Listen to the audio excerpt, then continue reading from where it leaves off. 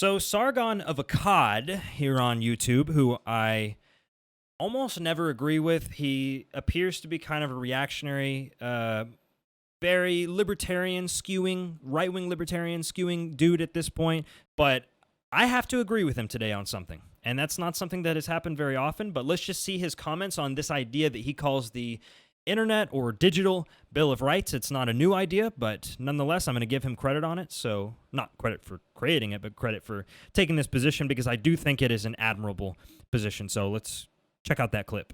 So what sort of policy change would you like to see either here in the UK or in the US to make tech censorship less viable? Well, because of the location of Silicon Valley, it'd have to be done in the US. And personally, I would like to see some kind of digital bill of rights that guarantees what we can effectively call like the right to a digital trial, perhaps. I think that this is something that the tech giants themselves would probably agree to. So I actually kind of feel bad for the CEOs of the tech giants at this point. You can see on their faces with like Mark Zuckerberg and Jack Dorsey, you can see they've created a monster that they find themselves riding on top of, and they're not sure how to handle it. But what I would like to see is the decision-making power about who gets their accounts banned taken away from the platforms and actually delegated to a jury with an actual judge of some form. Couldn't it just be like a regular court? Why can't you just take social media platforms to court and get your account reinstated? Well, I would actually like to have to go through a legal procedure to get them suspended. Right. Because it is at the moment a digital death sentence. Once they say, no, we've decided, for whatever reason, good or bad, and you've got no recourse, you've got no way of actually getting that back. And it's always the worst possible outcome at the first instance. You know, Milo Yiannopoulos has tweeted at Leslie Jones, quick destroy his, ban his Twitter account. It wasn't one strike, it wasn't a trial, it wasn't a warning, there's no recourse for Milo, he can't get that back, under a promise of reformed behaviour. It's the worst. If this was a legal trial, it would be just a tyrannical king beheading people in the marketplace.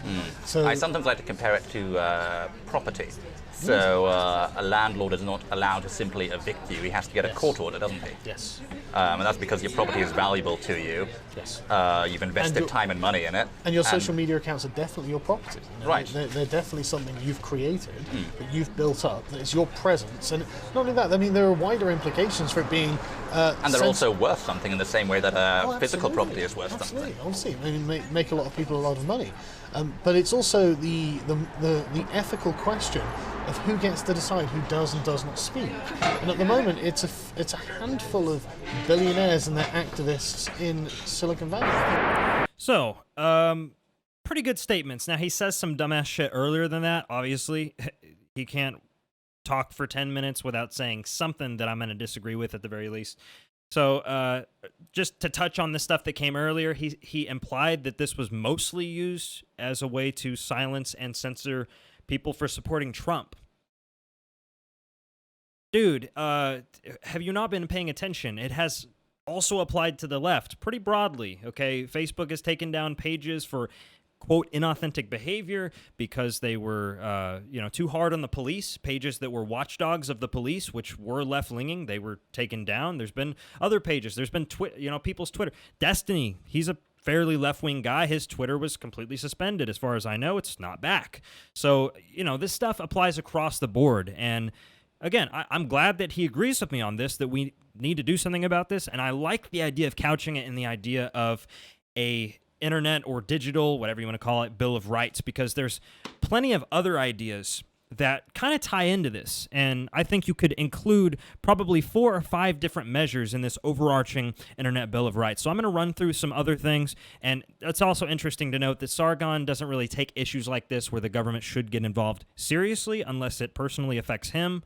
Or it's something that's already taken for granted, right? Like universal health care. Otherwise, he's against it. Stop trying to mandate society be better, and et cetera, et cetera. So let's just go through some different ideas that I personally would like to see included in an Internet Bill of Rights, because there are numerous different things that have come up over the course of this internet decade or couple of decades where we're really in new territory in terms of our politics, and there's a lot of things that have to be considered.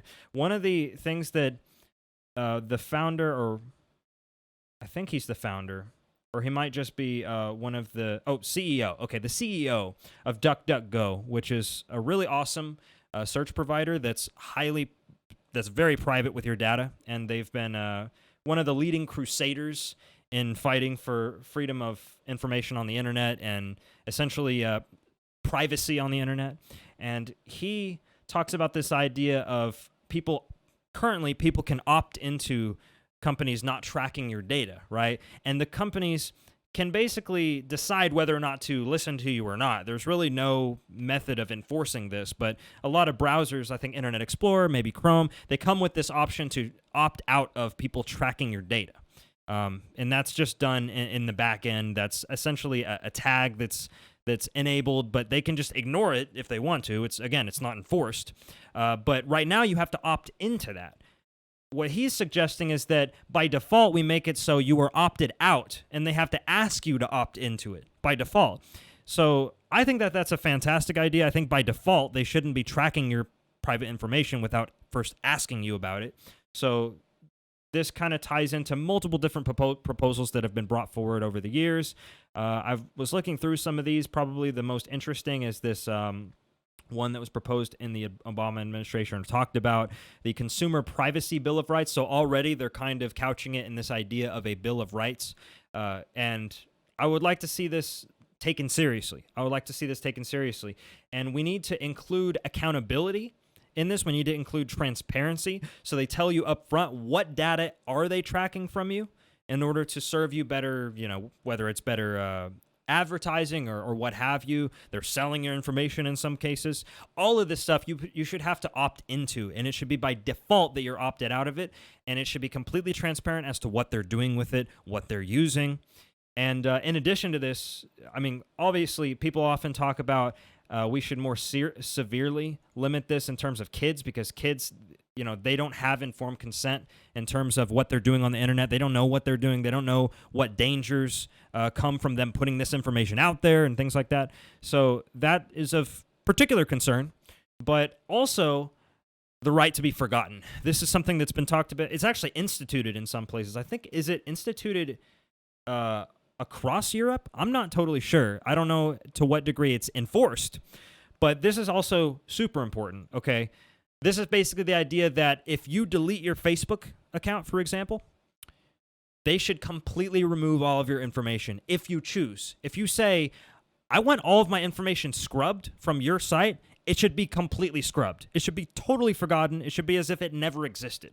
Similarly, if you delete your Twitter, if you delete your Google account, whatever, all of that information under your direction should be scrubbed. That's your personal private information as far as I'm concerned, and they have no inherent claim to it just because they put it in their terms of service that, we officially do, just because we say so. No, we as a society make these decisions. And I say they're getting away with fucking murder at this point.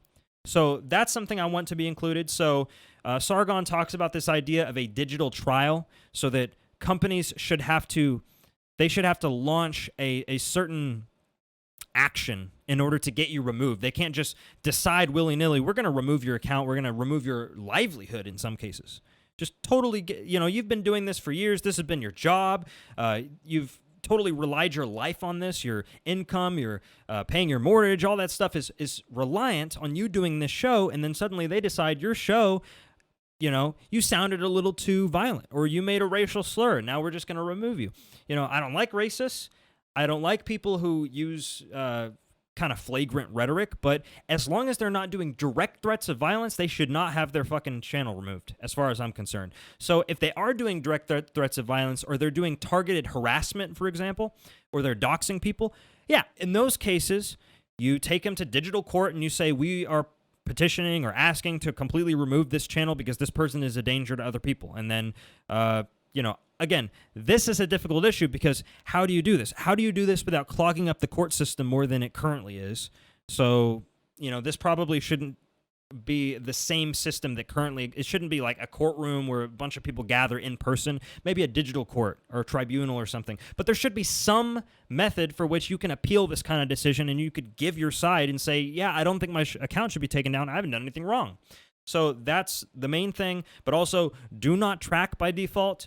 The right to be forgotten, the right to privacy and accountability in terms of how they're using your data, all right? And most importantly of all of these things that I think should kind of tie the Internet Bill of Rights together is we need codified net neutrality. And that's currently, it's gone. They got rid of it under the Trump administration. Ajit Pai totally obliterated net neutrality within the United States. So we need to codify net neutrality into law. We need to follow all of these particular, and if you have other ideas as to what you would like included in this, please raise them. But these are just some ideas off the top of my head, things that I'd seen over the years covering these type of things and being interested in freedom on the internet. So that's what I'd like to see included in an Internet Bill of Rights. But I'm totally with Sargon of Akkad on this idea. It's not something I say oftentimes, but credit to him on this. Honestly, seriously, credit to Sargon of Akkad on this issue, and let's fight for it. Seriously, let's really try to make this happen, because this is serious. I mean, this is where most of the discourse, most of speech occurs now on the internet.